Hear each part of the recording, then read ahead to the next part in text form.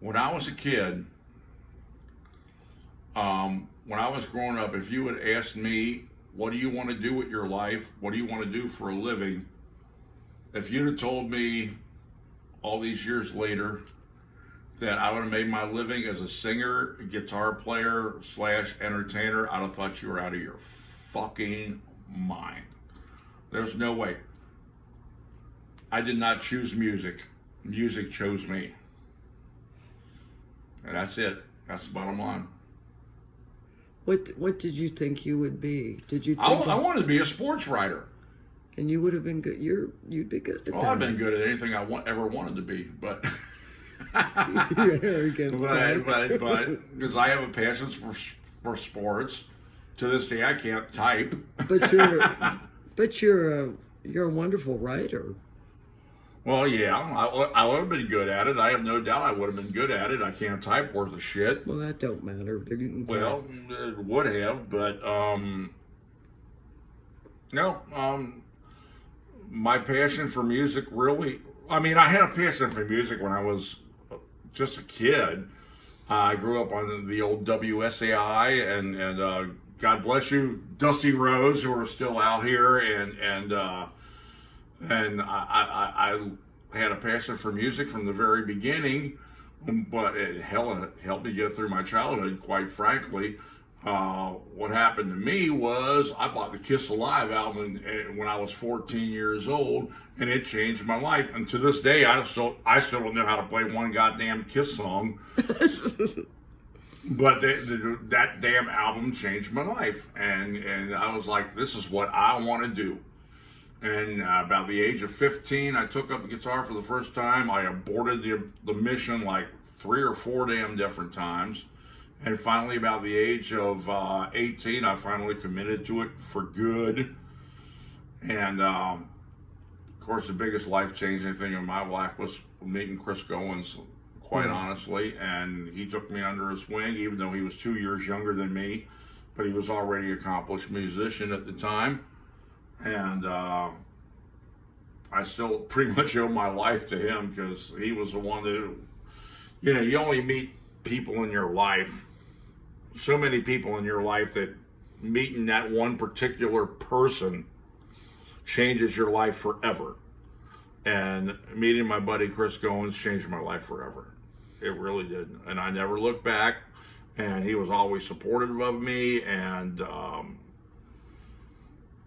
that's pretty much it in a nutshell. I pretty much took the ball and ran with it from there.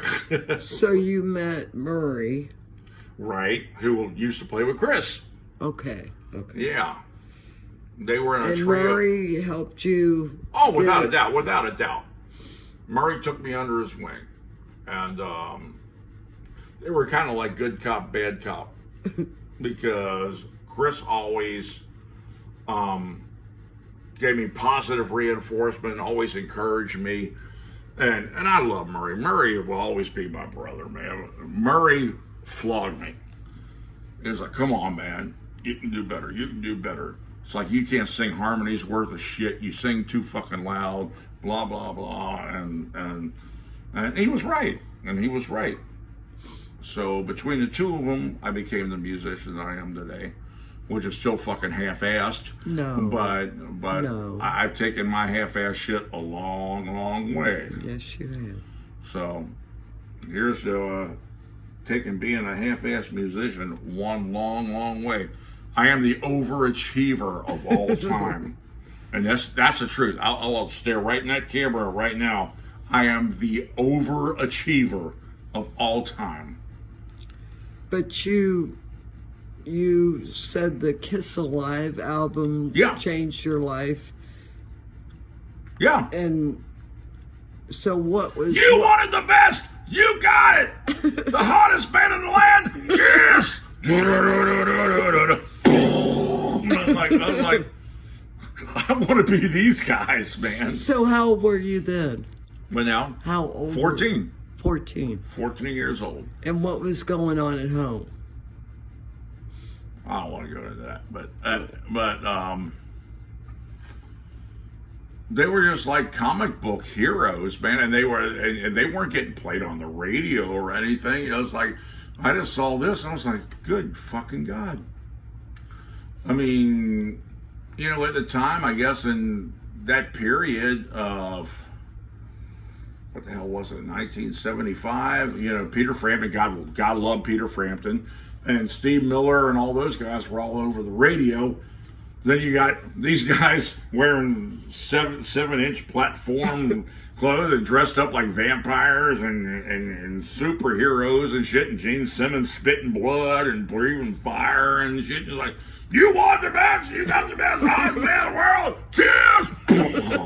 You know, so it's like, I was like 14. I was like, this is the greatest fucking thing I've ever fucking seen. So, and you know, I still love the son bitches to this day. So, other than Kiss, who was your influence? Fuck. Well, I came of age in the mid-70s, the druggy mid-70s. So, I mean, I was lucky that my parents were really young when my dad's little sperm made it to my mom. So I grew up on all the really cool 60s and 70s early stuff. I grew up on Janis Joplin, the Beatles, Rolling Stones. Did I say Janis Hendrix, Joplin? yeah. Janis Joplin.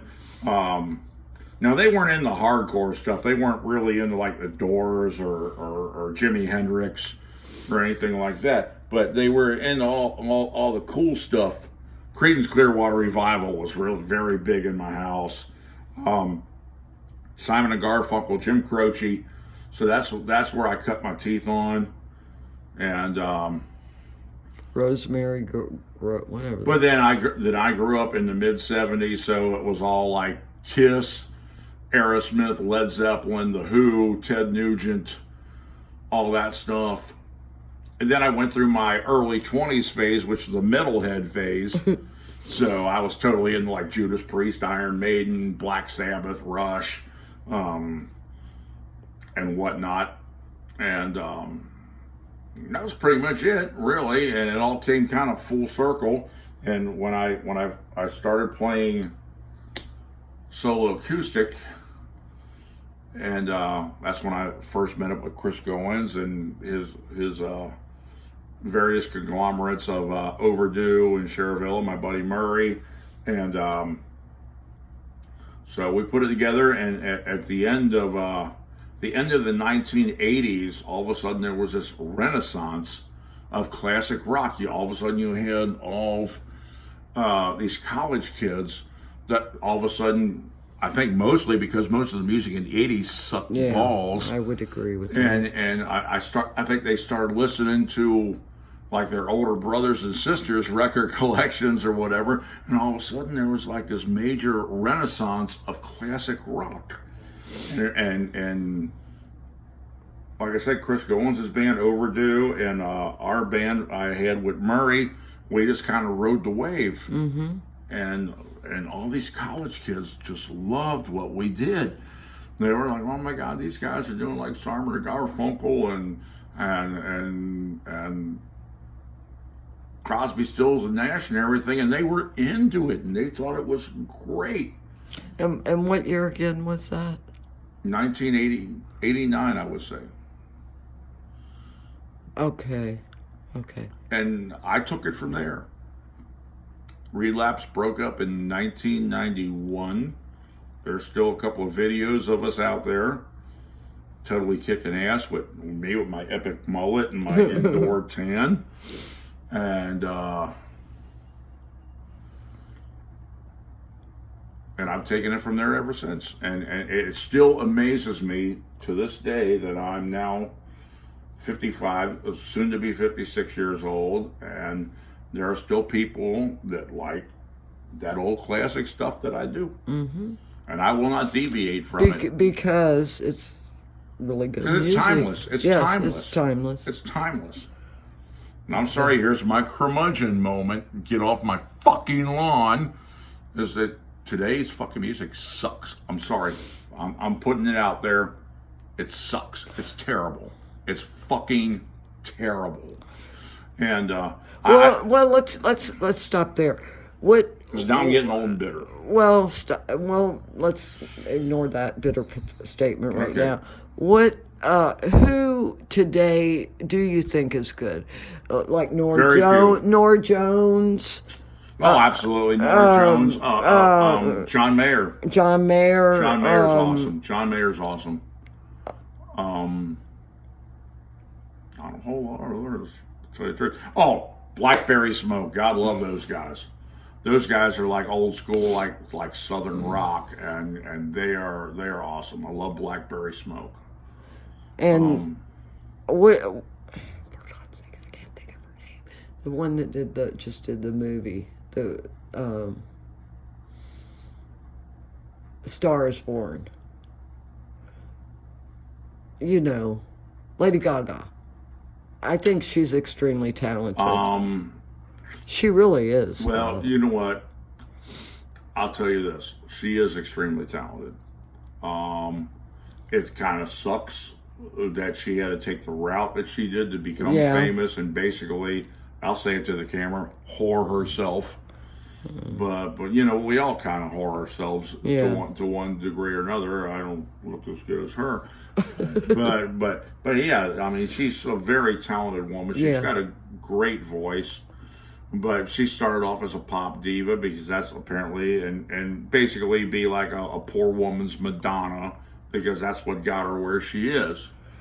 And I've noticed like recently that now that she's achieved that she's kind of going in her own direction, and God bless her for that because now, she is talented. She's done a bit. Well, it's been several years. A CD with Tony Bennett. That's exactly, and Tony. You know what? If Tony Bennett gives you his seal of approval, you're cool with me. Yeah.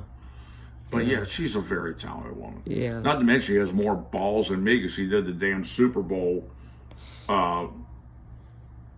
halftime thing, and she's like dangling 500 feet above the ground and stuff, and I'm like, okay, you got more balls than me. Well, you know she has fibromyalgia, don't you? She has what? Fibromyalgia. Really? Which I have also, and it's extremely painful at times, and it's debilitated her at times that she's had to cancel gigs.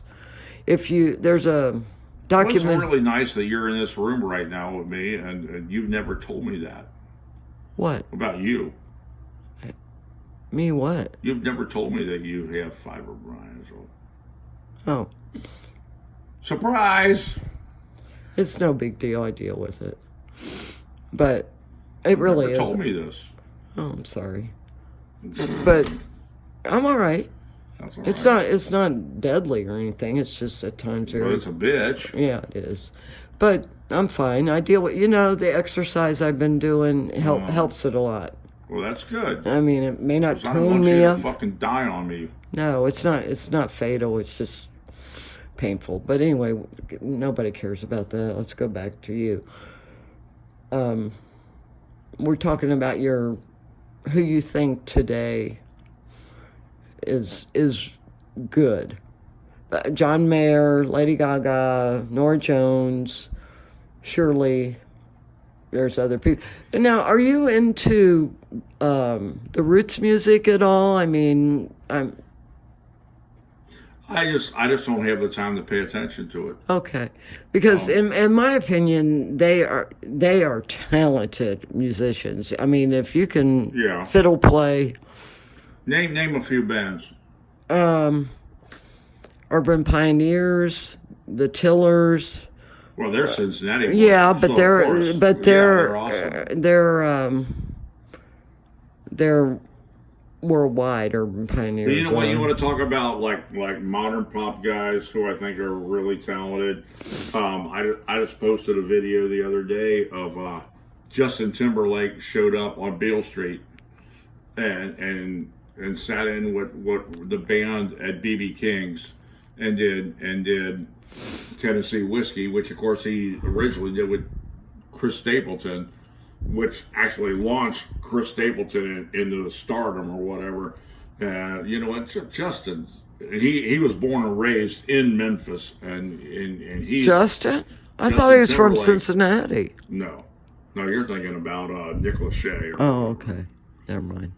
Not that I'm knocking Nick Lachey, because I know Nick Lachey, and he's a very talented guy too. Justin Timberlake just showed up and the place went fucking crazy, and he sat in with the blues band at BB King's, and they did Tennessee Whiskey. And Justin's a talented son of a bitch. He really is. He truly is. And he was born and raised in Memphis, Tennessee.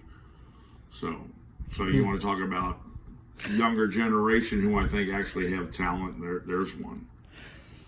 Well, Memphis. He rose above his boy band Right. origins. Right. The guy truly does have talent. Now, I've not been to New Orleans, but you know, Memphis is my favorite place. Right. And the music there is phenomenal, and why Right. these people aren't worldwide known is beyond me. But you know, the Gale Brothers and Ruby Wilson. The music business is not fair. Well, life That's ain't all there is fair. to it. Right, exactly. Which is why I don't bitch anymore. Yeah, Life isn't fair. No point in it. That's called maturity, I guess. Yeah. God bless Ruby Wilson. Yeah. Tell you what, Memphis has been losing a lot of the great ones. It's depressing to me. Yeah. But Ruby was awesome. Yeah, she was. Any more questions of paparazzi? No. Thank you for the interview. I love you. I love you. Over and out.